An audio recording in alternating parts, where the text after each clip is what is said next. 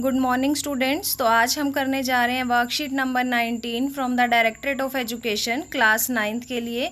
आज की वर्कशीट बेटा हमारे नेक्स्ट चैप्टर जीवन की मौलिक इकाई कोशिका से ली गई है। आज हम कोशिका के बारे में पढ़ेंगे। ज्ञान जिज्ञासा दीदी से पूछता है, जिज्ञासा दीदी क्या प्याज की झिल्ली को सूक्ष्मदर्शी से देखने पर हमें छोटी छोटी जो आयताकार कोशिकाएं दिखाई देती हैं, सभी जीवों की कोशिकाएं ऐसी ही होती हैं? जिज्ञासा दीदी ज्ञान की बातें सुनकर बहुत ही हैरान रह गई और ज्ञान को समझाने लगी। ज्ञान सभी जीव छोटी छोटी रचनाओं से बने हैं जिन्हें कोशिका कहते हैं। कोशिका जीवन की मूलभूत क्रियात्मक व संरचनात्मक इकाई होती है। बच्चों इस लाइन को आप अंडरलाइन करेंगे क्योंकि ये किसकी डेफिनेशन है? कोशिका की। कोशिका क्या है? यह हमारे जीवन की मूलभूत मतलब जिसके बिना हमारा शरीर की रचना संभव नहीं है। क्रियात्मक जिसके बिना हमारे शरीर का कोई भी कार्य नहीं हो सकता। संरचनात्मक जिससे हमारे शरीर की संरचना का निर्माण हुआ है। तो यह जीवों में सभी कार्य व संरचना को प्रदान करती है। इसीलिए क्या है? ये हमारे जीवन की मूलभूत क्रियात्मक व संरचनात्मक इकाई है। ठीक है। तो अगर आपके पास क्वेश्चन आता है कि कोशिका क्या है, तो आप ये लिखेंगे कि कोशिका हमारे जीवन की मूलभूत क्रियात्मक व संरचनात्मक इकाई है जो सभी कार्य व संरचना प्रदान करती है। ठीक है बेटा। आगे देखिए, जीव दो प्रकार के होते हैं, एक कोशिक जीव और बहुकोशिक जीव। एक कोशिक जीव जिनके अंदर केवल एक ही कोशिका होती है उन्हें क्या बोला जाता है? एक कोशिक जीव, जैसे कि अमीबा, बैक्टीरिया और पैरामीशियम।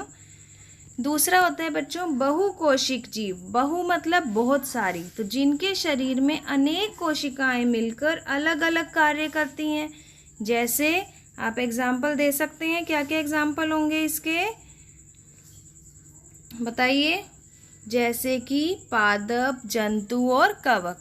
हम भी क्या हैं बच्चों? बहुकोशिकीय जीव हैं क्योंकि हमारे अंदर भी अलग अलग कोशिकाएं मिलकर अलग अलग कार्य करती हैं। ठीक है। लेकिन अमीबा की बात करें, बैक्टीरिया की बात करें तो उनमें क्या होती है? एक ही कोशिका होती है जो उनके शरीर में सभी कार्यों को करने के लिए सक्षम होती है। इसीलिए वो क्या हैं? एक कोशिक, और हम क्या हैं? बहुकोशिक। ठीक है बच्चों।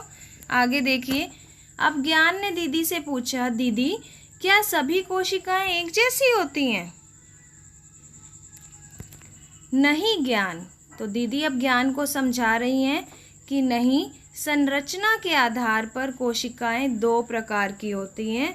एक है हमारी प्रोकैरियोटिक कोशिका और दूसरी है यूकैरियोटिक कोशिका। तो बच्चों प्रोकैरियोटिक, प्रो मतलब ऐसी कोशिका जिनके अंदर अंग तो होंगे कोशिका के, लेकिन उनके चारों तरफ झिल्ली अनुपस्थित होगी। और यूकैरियोटिक जिनके अंदर केंद्रक और सभी कोशिका के अंगों के चारों तरफ क्या होगी? झिल्ली। ठीक है। तो प्रोकैरियोटिक क्या होती है? इन सरल कोशिकाओं में केंद्रक झिल्ली नहीं होती। ठीक है। क्या नहीं होती? इनमें केंद्रक झिल्ली नहीं होती। एग्जाम्पल क्या देंगे हम इसका? बैक्टीरिया।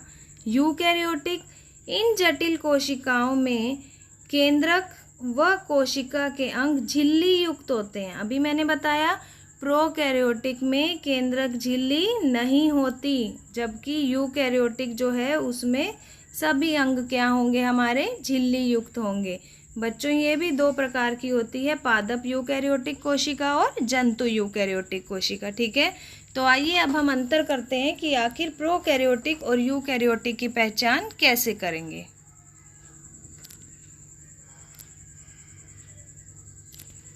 तो बेटा आपको यहाँ पर एक डिफरेंस टेबल दी हुई है, चलिए हम साथ में पढ़ते हैं। प्रोकैरियोटिक, इसका आकार छोटा होता है, और यूकैरियोटिक में क्या लिखा हुआ है आपके पास? इनका आकार बड़ा होता है। प्रोकैरियोटिक, इनका केंद्रक अनुपस्थित है, स्पष्ट नहीं दिखाई देता बच्चों। इसमें केंद्रक स्पष्टता जो है वो अनुपस्थित है।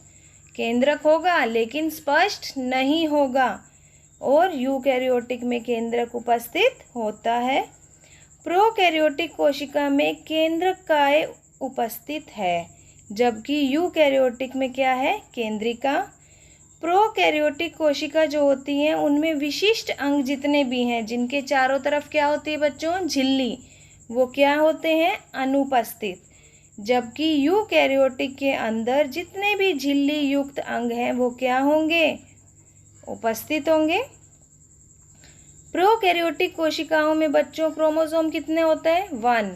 और यूकैरियोटिक कोशिका की बात करें तो यूकैरियोटिक में कितने क्रोमोसोम होंगे, 1 से ज़्यादा। प्रोकैरियोटिक का उदाहरण हमने ऊपर पढ़ा, बैक्टीरिया। और यूकैरियोटिक का कौन है, पादप, जंतु और कवक। ठीक है बच्चों, तो ये अंतर आपको अच्छे से लर्न करना है, जिससे आपको पता चल जाए प्रोकैरियोटिक और यूकैरियोटिक कोशिका में क्या डिफरेंस है। ठीक है, आगे देखते हैं हम कि आखिर कोशिका का सबसे पहले पता किसने लगाया। तो बच्चों, कोशिका का सबसे पहले पता लगाया था रॉबर्ट हुक ने। किस साइंटिस्ट ने लगाया था, रॉबर्ट हुक ने। कब लगाया था, 1665 में। ठीक है, सेकंड देखिए आप, जीवित कोशिका का पता सबसे पहले किसने लगाया, ल्यूवेनहक ने। किसने लगाया था, ल्यूवेनहक ने। आगे आपको कोशिका का सिद्धांत दिया गया है प्यारे बच्चों। कोशिका का सिद्धांत क्या कहता है कि सभी जीव कोशिकाओं से बने हैं और ये सभी कोशिकाएं पूर्ववर्ती कोशिकाओं से बनती है। पूर्ववर्ती मतलब कि अगर हमारे शरीर की एक कोशिका जो है वो खराब हो जाती है, किसी भी कारण से वो टूट जाती है, तो उनकी मरम्मत होकर ही नई कोशिकाएं उत्पन्न होती हैं। तो पूर्ववर्ती मतलब कि सभी कोशिकाएं पहले वाली कोशिकाओं के ही जुड़ने व मरम्मत करने से बनती हैं। ठीक है, तो आशा करती हूँ कि इस वर्कशीट से आपको कोशिका के बारे में, कोशिकीय जीव के बारे में, प्रोकैरियोटिक कोशिका, यूकैरियोटिक कोशिका के बारे में पता चल ही गया होगा। तो आइए अब हम इसकी क्या करते हैं, एक्सरसाइज करते हैं।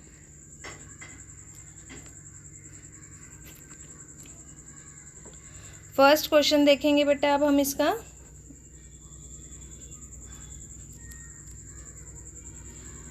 कोशिका की परिभाषा लिखो। तो हम पढ़ चुके हैं ना ये कोशिका की परिभाषा, देखेंगे ऊपर, ये देखिए, कोशिका जीवन की मूलभूत क्रियात्मक व संरचनात्मक इकाई है, जिसे क्या बोला जाता है, कोशिका। ठीक है, तो हमारा फर्स्ट आंसर है कोशिका किसे कहते हैं। तो आप इसको नोट डाउन कर लीजिए, फर्स्ट क्वेश्चन का आंसर है हमारा। ठीक है, कि कोशिका जीवन की क्या है, मूलभूत इकाई। ठीक है, चलिए अब सेकंड क्वेश्चन करते हैं हम।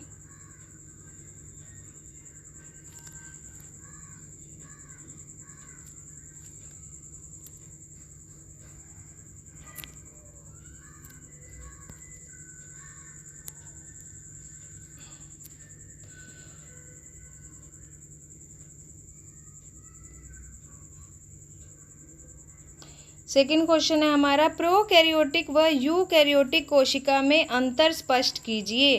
तो बच्चों, अभी हमने ऊपर अंतर स्पष्ट किया है, ये आपको टेबल दी हुई है, ये आपका क्या है, सेकंड आंसर होगा। ठीक है, दोनों में आप अंतर आराम से दे सकते हैं। नेक्स्ट क्वेश्चन देखेंगे अब हम, थर्ड क्वेश्चन।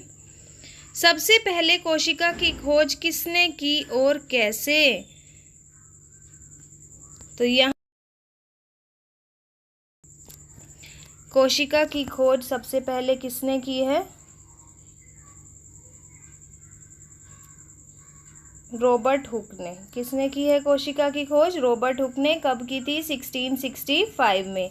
अब उन्होंने क्वेश्चन आपसे पूछा है कि रॉबर्ट हुक ने कोशिका की खोज किससे की। तो रॉबर्ट हुक ने कोशिका की खोज कॉर्क से की। किससे की थी, कॉर्क से। कॉर्क की कोशिकाओं को उन्होंने सबसे पहले देखा था और उसी से उन्होंने किसकी खोज की थी, कोशिका की। उन्हें कोशिका जो है दिखने में कैसी लग रही थी, मधुमक्खी के छत्ते की तरह, ऐसे कि सभी कोशिकाएं एक दूसरे के साथ जुड़ी हुई थी। तो इसका आंसर क्या आएगा, सबसे पहले कोशिका की खोज रॉबर्ट हुक ने 1665 में कॉर्क के माध्यम से की थी। ठीक है बच्चों, तो ये आपका थर्ड आंसर है। 4th क्वेश्चन देखिए, एक कोशिक और बहुकोशिक जीवों की उदाहरण सहित व्याख्या कीजिए।